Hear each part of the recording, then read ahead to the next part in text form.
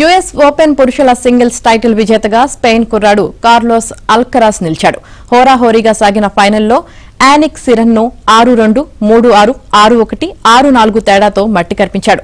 ఈ విజయంతో 65 వారాలుగా ప్రపంచ నెంబర్ 1 స్థానంలో ఉన్న సినర్ను వెనక్కి నెట్టి అల్కరాస్ మళ్లీ టాప్ ర్యాంకుకు దక్కించుకున్నాడు.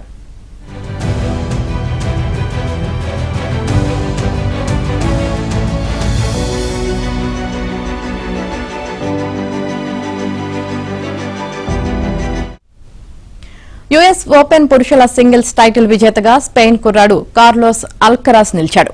హోరాహోరీగా సాగిన ఫైనల్లో యానిక్ సిరన్ను 6-2, 3-6, 6-1, 6-4 తేడాతో మట్టి కర్పించాడు.